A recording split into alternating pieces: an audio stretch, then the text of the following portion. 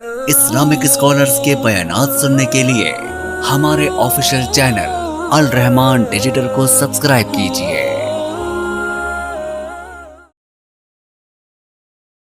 کیا ہے نبی علیہ السلام کا فرمان، من وقر صاحب بدعت فقد عان علی حدم الاسلام، جو بندہ کسی بدعت انسان کی توقیر کر لے اس نے دین کی عمارت کو ڈھا دیا، دین کی عمارت کو ڈھا دیا۔ یہ حدیث بھی اسی موقع پر دلیل ہے کہ بدعت انسان دوستی کے اور قرب کے قابل نہیں ہے، اس سے دوری اختیار کریں، اس سے بچیں۔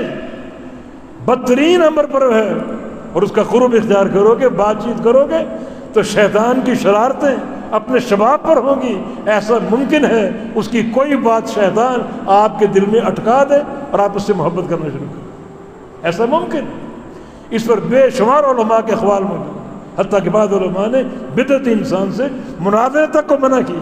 ایک بندہ امام شافعی کے پاس آیا اور کہا کہ چند مسائل میں آپ سے مناظرہ کرنا چاہتا ہوں۔ کیا فرمایا؟ فرمایا کہ مجھے میرے رب نے حق دکھا دیا، میرے پاس کتاب اللہ کا نور ہے، سنت رسول اللہ کا نور ہے، تو مناظرہ کرنا چاہتے ہیں تو جاؤ مناظرہ کسی اور سے کرو، میں تو حق دیکھ چکا ہوں، مطمئن ہوں، پوری تسلی ہے میری۔ معنی یہ کہ مناظرہ بھی نہ کرو، بعد اوقات شیطان کوئی نکتہ اس کا آپ کے دل میں اٹکا دے اور آپ اس سے محبت کر بیٹھے، اس کا قرب اختیار کر بیٹھے۔ اس طرح اجتناب، اس طرح دوری اختیار کریں۔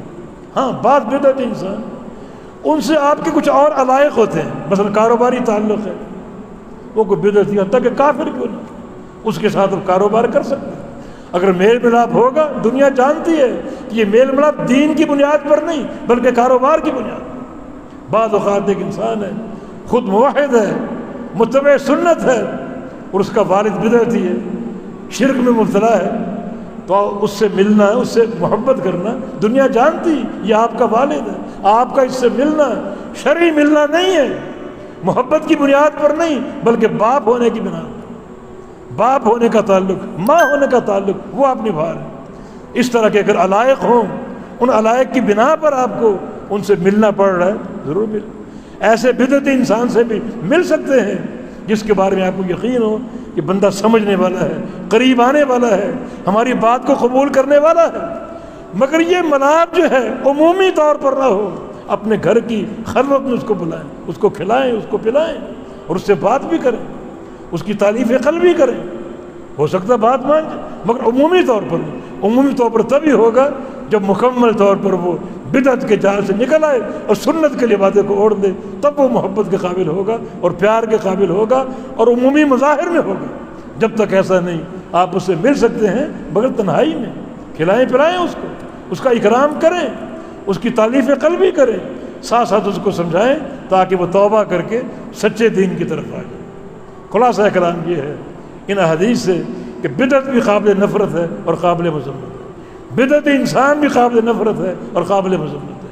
بدعت انسان کا قرب اتنا خطرناک ہے جتنا بھاولے کتے کا قرب، کتا اگر کاٹ لے وہ بھاولا، بندہ بھاولا بن جاتا ہے۔ بدعت انسان کی بدعت کا اثر ہو گیا تو بدعت آپ کے لیے ہلاکت کا باعث ہوگی، کوئی نیکی قابل قبول نہیں، جہنم ٹھکانہ ہوگا، انتہائی برا اس کا انجام ہے۔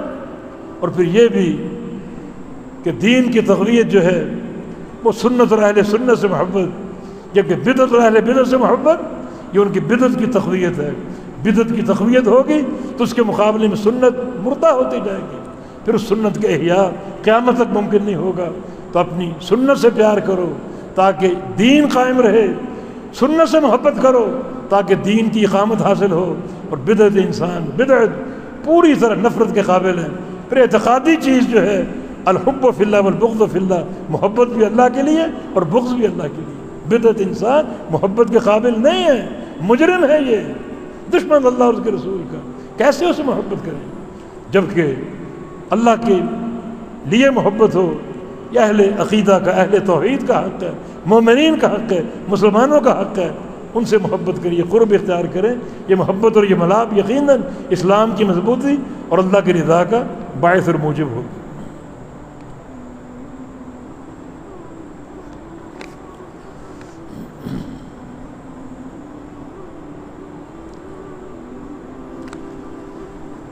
هذا وبارك الله فيكم اللہ تعالی ہمیں سنت کی محبت عطا فرما دے، اپنے حبیب کبریا کی محبت عطا فرما دے، اللہ ہر بدعت سے بچائے ہمیں، مبتدعین سے اللہ تعالیٰ اسی طرح تعامل کی توفیق دے جو تعامل شریعت کی روشنی میں ہمارے سامنے آیا، والتوفیق بید اللہ تعالیٰ۔